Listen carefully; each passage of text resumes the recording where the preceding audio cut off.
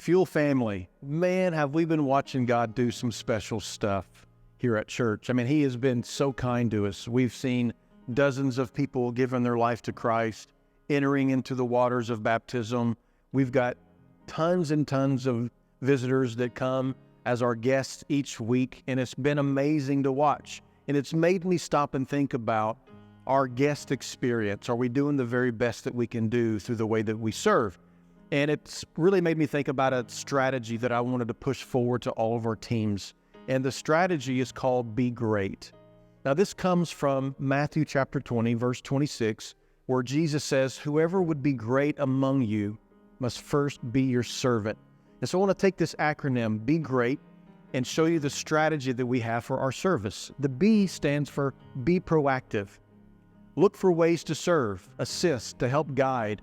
If someone seems to be lost or trying to find where they're going, then help them find their way. We all know the frustration of spending way too much time trying to find somebody to help us, right? I was at the store the other day and I was looking for something that I couldn't find, and I spent a few minutes trying to find somebody that would help. Finally, I found three employees standing in the middle of the aisle, and they were talking with each other. And so I took this opportunity to kind of put this idea to the test. I got very close to them, and then I started looking like I was lost, and I was doing this on purpose. I'm looking up and down the aisles, putting my hands on my hips. I even made eye contact with them, but you know what? They never stopped talking to each other. They didn't even offer to help. So finally, I walked up to them, and I asked if they could give me some assistance. Even at this, two of them kept talking with one another while one of them broke away to answer my question. So being proactive, it demonstrates an authentic desire to help and to serve, and not simply to do a job that you've been assigned. And so we want to be great, we want to be proactive. The E stands for engagement. Engagement, engagement, engagement. In order to engage our guests appropriately, we have to prioritize conversations with them. Our guests deserve our full attention. We can't have the greatest plan, we can have the best people around the campus, but if we miss the opportunity to engage our guests because we're distracted, then we missed an opportunity for a personal touch. We don't know what brought them to church, but we do know that usually it's tragedy or pain that causes people to seek the Lord.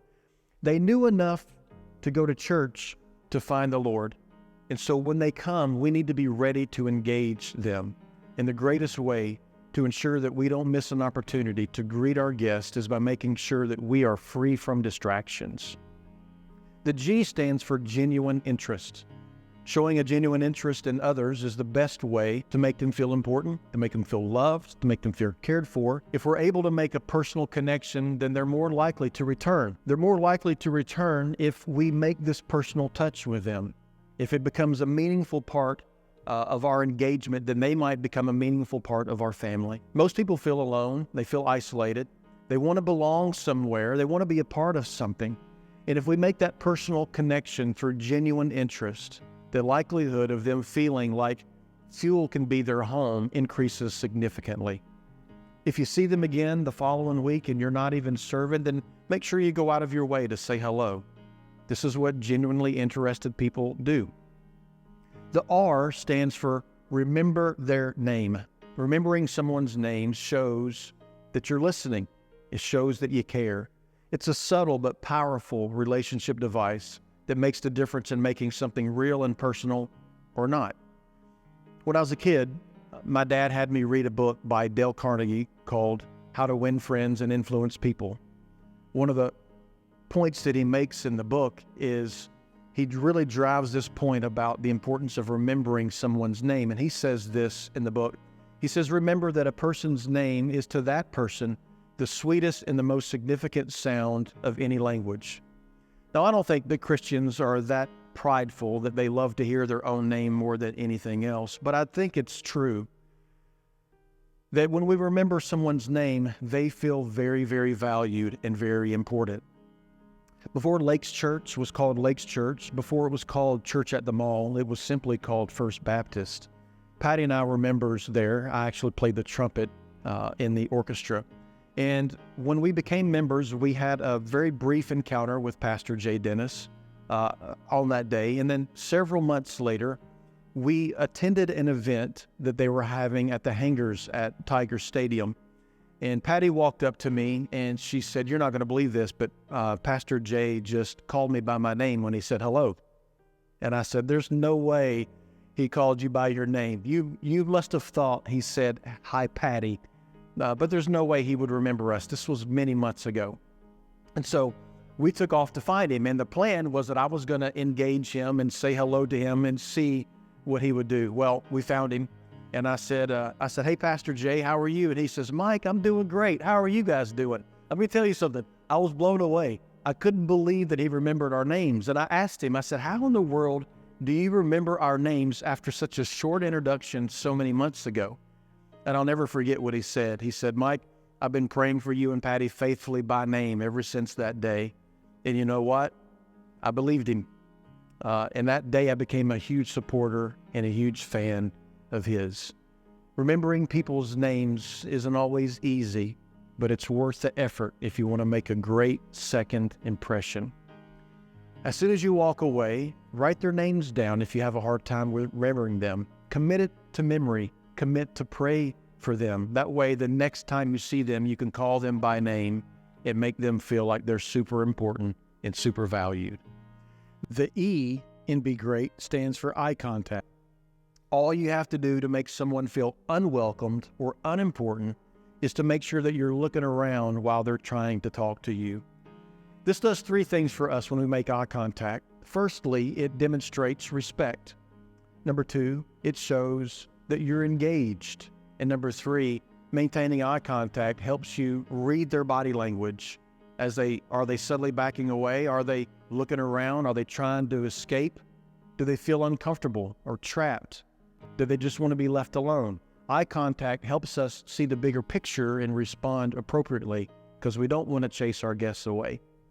The A in Be Great stands for always positive. Positivity creates a great environment for everyone, and it's very contagious. Being happy to be in the house of the Lord and serving His people should be a hallmark of the congregational gatherings. While we value authenticity at Fuel and we don't want to wear a mask, it's important that our attitude and our countenance should be appropriate when we're serving. Being grateful is a choice, and it's a choice that's often made when things aren't going as we hope them to be. There's enough negativity in the world, and I feel that at a minimum, when we come together in worship, we should be able to let the cares of the world diminish just enough to not hinder our joy in Christ. And finally, the T in Be Great is tour the campus. Anyone in the service industry knows that the best way to help a customer isn't to point them in the right direction to go. It's instead to personally walk them to their destination. If someone's looking for where to go, then go the extra mile and take them there. Give them a tour of our campus. Our campus is small, and it only takes a few minutes, but this will leave a lasting impact on our guests, and it will remove any questions of where to go in the future when they have other places that they might be engaged in here at Fuel. If you engage them outside and they have children, then take them into the children's building. Help them to check in their children. Stay there with them while their children are being checked in, and then walk them over into the main building. As you step into the lobby, take the opportunity to share our mission, helping people find and grow in a relationship with Christ, and show them our core values that we have hanging on the wall. You can then, if you feel comfortable enough, can turn their attention to the wall on the side. It's our vision wall, and our vision for 2023 is all together, and how we're focused this year on how to create time and space for us to grow together and to connect together as a family.